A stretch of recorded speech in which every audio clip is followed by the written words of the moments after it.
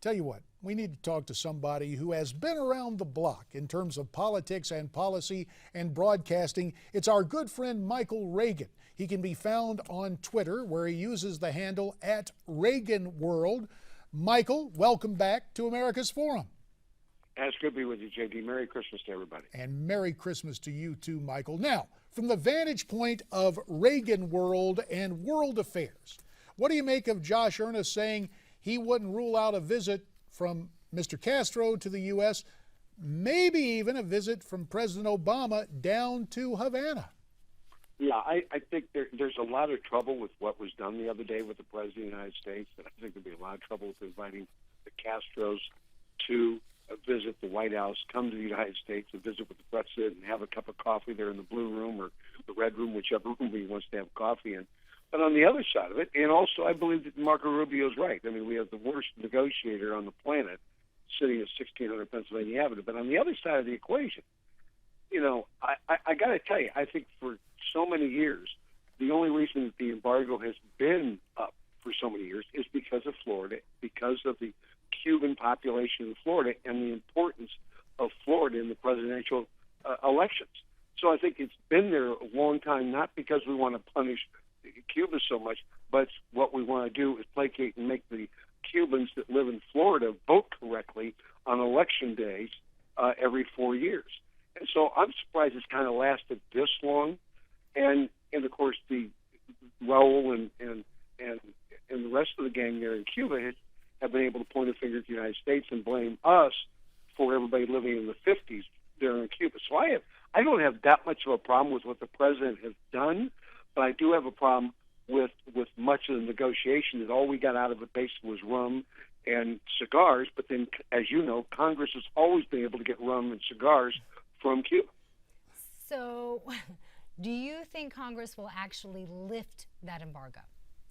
No, I don't think they'll lift the embargo because I think it is in the game of politics.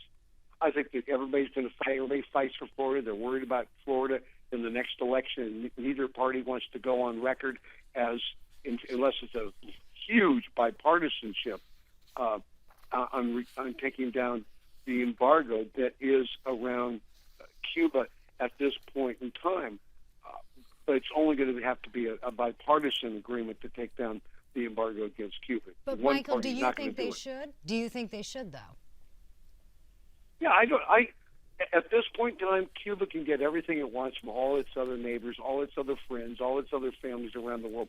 Embargoes don't work really that well, and so after 50 years, I think you can take it down because I think I get tired of us being blamed for everything. I think when you open the door, there are great possibilities. When you can get the internet in there, when you can get things done, there probably is a good possibility. And let's be honest, I don't think that regime's going to live that much longer anyway, and they're going to have to change some things, and maybe it's a time for us to start relaxing that and moving forward. As I said, it's become a political issue more than an embargo issue.